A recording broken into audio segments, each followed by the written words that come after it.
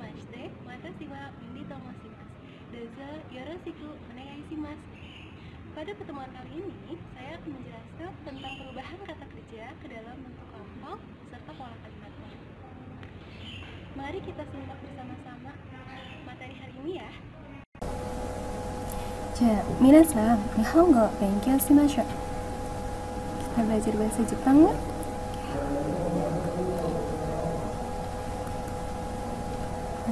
Di materi ini, saya akan menjelaskan tentang kata kerja bentuk mashita atau bentuk kako. Bentuk kako itu adalah bentuk lampau, berarti yang sudah terjadi. Ini adalah lanjutan dari materi yang minggu lalu ya, yang sudah dibahas tentang kata kerja bentuk masuk. Sebelumnya saya akan menjelaskan dulu tentang keterangan waktu lampau dalam bahasa Jepang. Yang pertama itu ada kesa. Kesa itu artinya tadi pagi. Yube artinya tadi malam. Kemudian kino artinya kemarin. Ototoi 2 hari yang lalu. Seishu minggu lalu. Sengetsu bulan lalu. Ada kesa, yube, kino, ototoi, seishu, dan sengetsu. Ini adalah kata keterangan waktu lampau dalam bahasa Jepang. Nah, berikutnya di sini saya akan menjelaskan tentang perubahan bentuk kata kerja ke dalam bentuk lampau. Di sini ada akhiran mashita, kemudian maseng deshita dan mashitaka. Mashita, maseng deshita dan mashitaka.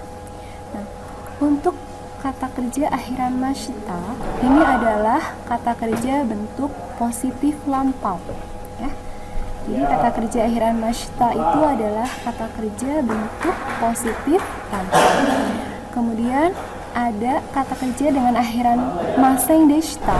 Di sini adalah kata kerja bentuk negatif lampau ya. Negatif lampau. Kemudian dengan akhiran mashitaka ini adalah kata kerja bentuk tanya lampau ya. Jadi untuk akhiran mashita itu adalah kata kerja bentuk positif lampau ya, berarti sudah terjadi ya. Maseng deshita bentuk negatif lampau tidak terjadi tapi sudah lampau. Kemudian mashitaka bentuk kalimat hanya tapi lampau, karena kalimat hanya dalam bahasa Jepang itu selalu berakhiran ka ya. Mashitaka ya, ka. Baik, berikutnya kita ambil contoh di sini kata kerja tabemas ya. Kata tabemas itu memiliki arti makan. Jika diubah ke dalam bentuk lampau, masuknya itu dihilangkan, ditambahkan mashita. Jadi masnya itu diganti menjadi mashita. Jadi tabemashita. Tabemas makan, tabemashita itu artinya sudah makan. Kemudian contoh bentuk negatif lampaunya tabemasen deshita. Tabemasen deshita berarti tidak makan tapi sudah ya, sudah lewat waktunya. Kemudian bentuk tanyanya ada tabemashitaka, apakah sudah makan? Kita lanjut. Di sini ada contoh perubahan kata kerja dari bentuk mas menjadi kata kerja ke dalam bentuk lampau. Dan kita ambil di sini contoh kata kerjanya nomimas. Nomimas di sini artinya adalah minum ya. Sudah dibahas juga di kata kerja minggu lalu ya. Dari bentuk mas kemudian ke bentuk mashita atau bentuk positif lampau. Di sini nomimas bentuk positif, bentuk nomimashita bentuk positif lampau. Nomimas, nomimashita minum, nomimashita sudah minum ya. Kemudian ada nomimasen deshita. Nomimasen deshita di sini adalah bentuk negatif lampau ya. Nomimashita, nomimasen deshita. Nomimasen itu bentuk negatif, artinya tidak minum. Deshita di sini bentuk lampau. Jadi nomimasen deshita itu tidak minum tapi sudah lewat waktunya ya. Kemudian bentuk tanyanya adalah nomimashitaka, apakah sudah minum? Kata kerja kedua contohnya mimasu. Mimas di sini artinya melihat ya. Bentuk positif ya. Kemudian jika diubah ke dalam bentuk positif lampau menjadi mimashita. Masnya diganti menjadi mimashita. Mimashita. Mimas melihat, mimashita sudah melihat. Ya. Mimas itu melihat atau akan melihat, baru akan dilakukan. Ya. Kemudian bentuk negatif lampaunya mimaseng deshita. Tidak melihat tapi waktunya sudah lewat, sudah terjadi. Kemudian bentuk tanya lampaunya menjadi mimashita. Mimashita? Mimashita. Mimaseng deshita. Mimashita? Nah, slide berikutnya saya akan menjelaskan tentang pola kalimat atau dalam bahasa Jepang adalah bumpu. Nah, di sini ada 3 pola kalimat ya. Yang pertama ini adalah kalimat positif lampau. Untuk polanya ada kata benda orang, kemudian partikel wa, keterangan waktu lampau ya, sudah terjadi, kemudian kata kerjanya bentuk mashita. Karena keterangan waktunya lampau sudah lewat ya, maka akhirannya menggunakan mashita. Mashita itu bentuk lampaunya dari masuk ya. Nah, pola ini digunakan untuk menyatakan kegiatan yang sudah dilakukan pada waktu tertentu ya. Jadi ada keterangan waktunya ya. Mari kita lihat contoh kalimatnya. Nabila-san wa kesa gohan o tabemashita. Nabila-san wa kesa gohan o tabemashita. Artinya, Nabila tadi pagi sudah sarapan atau sudah makan nasi. Ya. Di sini sudah. Kenapa sudah? Karena kata kerjanya di sini adalah bentuk mashita akhirannya. Berarti sudah lewat ya, bentuk lampau. Dan di sini ada keterangan waktu kesa. Kesa tadi pagi. Berarti sudah lewat ya waktunya. Nabila-san wa kesa gohan o tabemashita. Nabila tadi pagi sudah sarapan. Kemudian kita lanjut ke pola kalimat kedua. Di sini ada pola kalimat negatif lampau. Polanya atau rumusnya hampir sama dengan yang positif lampau tadi ya. Kata benda orang, kemudian partikel wa, kemudian keterangan waktu lampau, kemudian kata kerja, akhiran maseng deshita ya, karena negatif lampau. Jadi akhirannya bentuk maseng deshita. Nah, pola ini digunakan untuk menyatakan kegiatan yang tidak dilakukan pada waktu tertentu. Jadi tidak dilakukan, ya. Tapi waktunya sudah lewat. Ya. Oke. Contoh kalimatnya, Nabila-san wa kesa gohan o tabemasen deshita.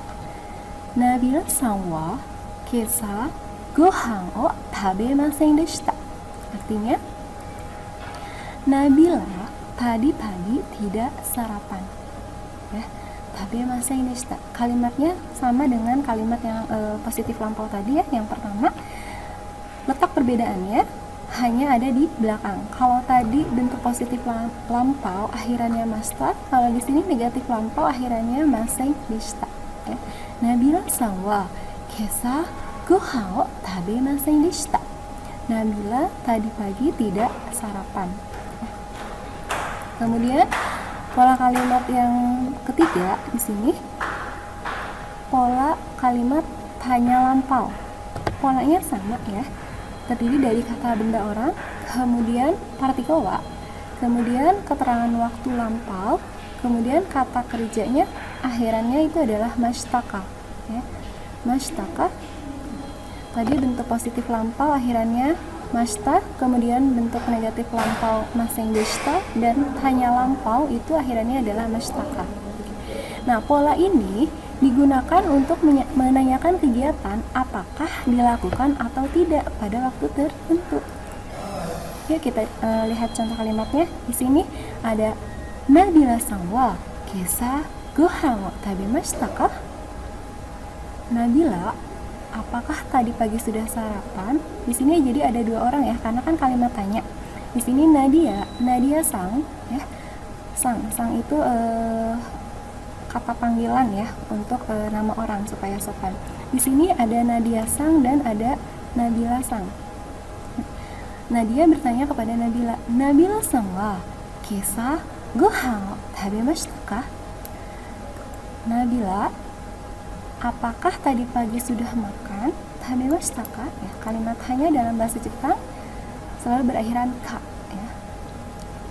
Nah, untuk jawaban Nabila ini bisa dua kemungkinan. Jika dia melakukan, ya berarti hai tabemashita. Jawabannya positif. Hai tabemashita. Artinya ya sudah sarapan. Hai, kalau depannya hai berarti jawabannya pasti positif ya. Kemudian jika jawabannya negatif, maka iie tabemasen deshita. Iie tabemasen deshita. Iie. Jika di depannya sudah ada kata iye berarti akhirannya bentuk negatif. Iye itu artinya tidak. Ya berarti iye tabemasen deshita artinya tidak sarapan ya.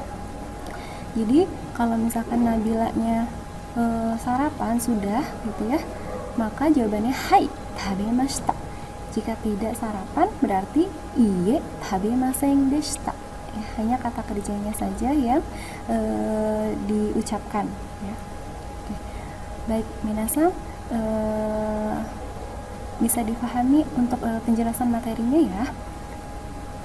Kemudian di slide terakhir di sini sensei ingin memberikan soal latihan untuk minasan semua, tolong dikerjakan di rumah ya. Di sini soalnya lengkapi tabel kata kerja di bawah ini ke dalam bentuk nani-nani. Nani-nani itu artinya titik-titik atau bla bla bla. Ke dalam bentuk titik-titik masuk atau bentuk positif, kemudian ke dalam bentuk mashita atau bentuk positif lampau, dan ke dalam bentuk masen deshita atau bentuk negatif lampau. Di sini akan saya jelaskan dulu cara mengerjakannya. Ya, ada tabel. Di sini ada kata kerja bentuk kamus yang sudah pernah saya jelaskan di bab 13 ya, tentang kata kerja dengan akhiran utsuru nubumu kugusu. Nah, ini adalah kata kerja kamus atau bentuk dasar. Kemudian di sini ada arti, ada kata kerja bentuk mas, kata kerja bentuk mashita, dan kata kerja bentuk masen deshita. Nah, sini kita ambil contoh kata kau. Kau di sini artinya membeli. Ya, kau di sini artinya membeli. Kemudian jika diubah ke dalam kata kerja bentuk mas, masih ingat ya? Menjadi kaimas. Yang u-nya dicoret, ditambahkan i dan mas. Ya. Kemudian bentuk kata kerja lampaunya adalah kaimashita. Masnya diganti menjadi mashita. Dan bentuk negatif lampaunya menjadi kaimasen deshita. Masanya diganti menjadi kaimasen deshita. Nah, untuk kata kerja selanjutnya ada matsu, odoru, hyomu, yobu, kaku, hanasu, neru. Minasan bisa mencari artinya di kamus atau di Google ya. Oke. Kemudian setelah dapat artinya ya, kalau misalkan udah ketemu artinya, misalkan arti dari matsu apa, kemudian lanjut dirubah ke dalam bentuk kata kerja mas, kemudian kata kerja mashita, dan kata kerja masen deshita. Semangat mengerjakan soal latihan minasan semua. Oke. Terima kasih. Minasan, sekian materi pembelajaran hari ini. Semoga bermanfaat dan bisa dipahami dengan baik ya. Dan jangan lupa dikerjakan tugasnya ya. Assalamualaikum warahmatullahi wabarakatuh.